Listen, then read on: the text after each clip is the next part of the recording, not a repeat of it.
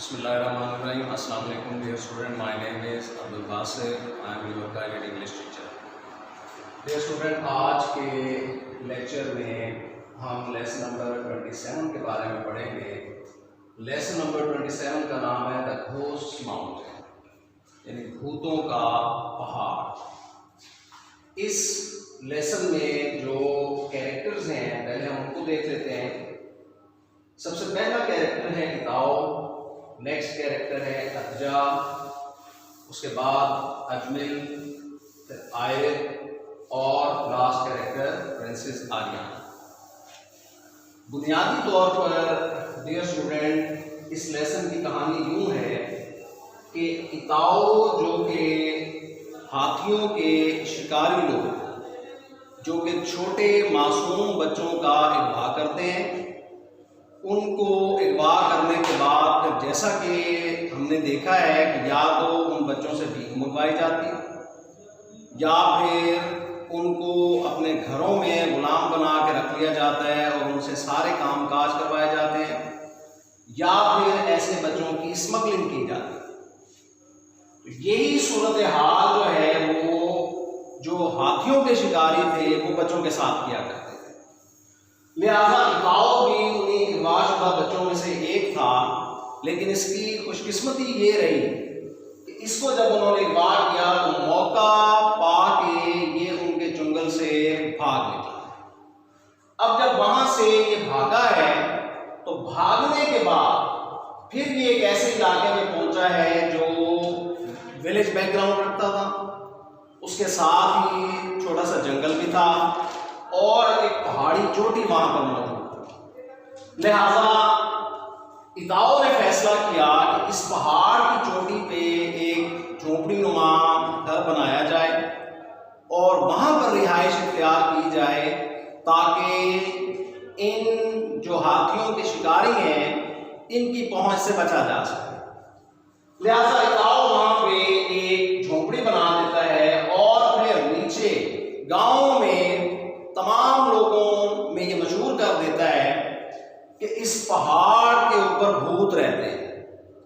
لہذا جو بھی اس پہاڑ کے اوپر جائے گا بھوتوں آسیب کا شکار ہو جائے گا، ان کا سایہ اس پر آ جائے گا.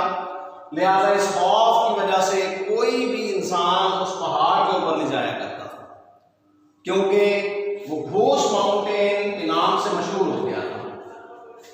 اب جو وہاں پہ جھونپڑی اتاؤ نے بنائی تھی اس کا سٹرکچر یہ تھا کہ مٹی کی اینٹوں کی بنائی ہوئی جھونپڑی تھی اور کھجور کے درخت کے جو چھال ہے وہ اس کے اوپر جو ہے نا وہ چھت کے طرح بنایا ہوا تھا جیسے سلوپ ہوتی ہے. اس کے اندر ایک درخت بھی اس نے لگایا ہوا تھا.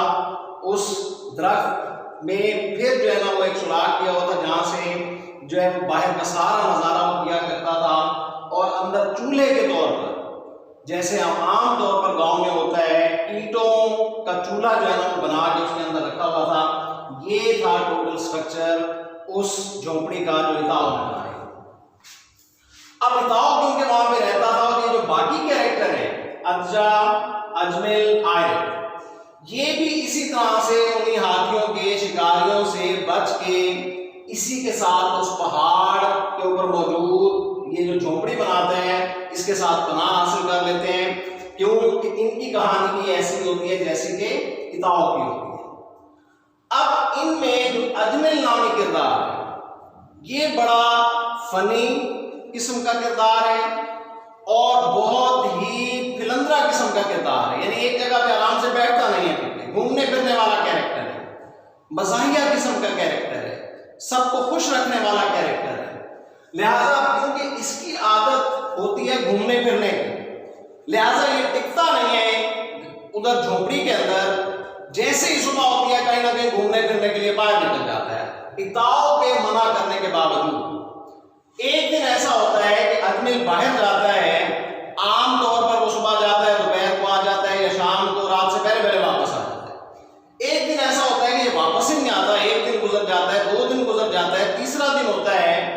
اب اس کی غیر موجودگی کی وجہ سے اتاؤ بہت زیادہ پریشان ہو جاتا ہے کہ خدا نہ خواستہ کہیں ایسا تو نہیں ہو گیا کہ اجمل انہیں ہاتھیوں کے شکار شکاریوں کے ہاتھ لگ گیا ہو اور پھر ان کے ذریعے سے وہ پیچھا کرتے ہوئے یہاں ہمارے تک آ جائیں گے اور پھر نہ صرف ہماری آزادی خطرے میں پڑ جائے گی اور یہ جو بڑی محنت کے ساتھ ہم نے یہ جو جھونپڑی بنائی ہے، گھر بنایا ہے اپنی رہائش کے لیے، یہ سب کچھ تباہ و برباد ہو جائے گا اور پھر دوبارہ ہمیں ان کی غلامی میں جانا پڑ جائے گا ہم تمام لوگ۔ اب جب یہ ادعا کہتا ہے تو اس کے نتیجے میں آیت جو ہے وہ اجمل کو کہتا ہے پریشان نہ ہو، آپ کو پتا تو ہے اس کی نیچر کا کہ گھومتا پھرتا رہتا ہے اور جب بھی واپس آتا ہے کوئی نہ کوئی نئی کہانی گھڑ کے سنا دیتا ہے کہ آج میں فلاں جگہ پہ گیا ہوں، آج میں فلاں جگہ پہ گیا ہوں، فلاں ایڈونچرس قسم کی صورتحال میرے ساتھ پیش آئی ہے، لہٰذا جب بھی آئے گا تو نئی کہانی گھڑ کے آپ کو سنا دے۔ اب تیسرے دن رات سے پہلے اجمل واپس آ جاتا ہے۔ جب اجمل واپس آتا ہے اس کی واپسی کے ساتھ ہی اس جھونپڑی میں جو خیمہ ہوتا ہے اس میں خوشی کی ایک لہر دوڑ جاتی ہے، کیونکہ کیریکٹر جو ہے وہ اجمل کا ایسا ہے کہ انتہائی فنی کیریکٹر ہے، سب کے ساتھ میل جول رکھنے والا کردار ہے، لہٰذا ایک نئی خوشی کی لہر جو ہے وہ اس خیمے کے اندر سب کے اندر دوڑ جاتی ہے اور وہ سارے خوش ہو جاتے ہیں۔ جو ہی جب یہ واپس آتا ہے تو آنے کے بعد ایز یوزول وہ کہانی سنانا شروع کرتا ہے جیسا کہ باہر جانے کے بعد واپس آتے ہوئے وہ کرتا ہے۔ وہ کہانی سناتا ہے کہ میں کہاں گیا تھا، وہ بتاتا ہے کہ میں یہاں سے دور شہر گیا تھا اور شہر میں جا کے میں نے وہاں شہزادی آریانہ کو دیکھا ہے، وہ شہزادی آریانہ جو کہ سفید ہاتھی کے اوپر بیٹھ کے وہاں سے گزر رہی تھی اور وہاں پر موجود ساری جو رعایا تھی اس کو دیکھنے کے لیے موجود تھی اور سارے جو پھولوں کی پتیاں پھینک رہا تھا، مسکراہٹیں نشاور کر رہا تھا، لہٰذا اجمل بھی اپنے ساتھ سرخ گلاب لے کر گیا ہوا تھا، لہٰذا اس نے وہی گلاب کا پھول شہزادی آریانہ کے اوپر پھینکا ہے اور شہزادی آریانہ نے اس پھول کو کیچ کر لیا ہے۔ شہزادی آریانہ کو اجمل نے دا مارننگ فلاور کہا، یعنی صبح کا پھول، کہتا ہے صبح کے پھول نے میرا سرخ پھول جو ہے وہ کیچ کر لیا ہے۔ اب جب یہ کہانی وہ سناتا ہے تو کوئی بھی وہاں پہ یقین نہیں کرتا، لگا ہے میں من گھڑت قسم کی کہانی سنا دی ہے تم نے، یہ ہو سکتا ہے بھلا؟ لیکن ادجا ایک بڑا ویل بیلنس کیریکٹر ہے جو کہ ہمیشہ اجمل کی پوری کہانی کو توجہ کے ساتھ سنتی ہے، دھیان کے ساتھ سنتی ہے اور پھر کوشش کرتی ہے بلیو کرنے کی۔ لہذا جب یہ اجمل پوری کہانی اس کو سنا لیتا ہے اس کے بعد تھوڑی دیر کے بعد جو ہے ادجا دیکھتی ہے باہر جا کے کہ اجمل جو ہے وہ ایک گھوڑے کے ساتھ سرگوشیاں کر رہا ہے۔ سرگوشی کرنے کے بعد وہ گھوڑا واپس چلا جاتا ہے۔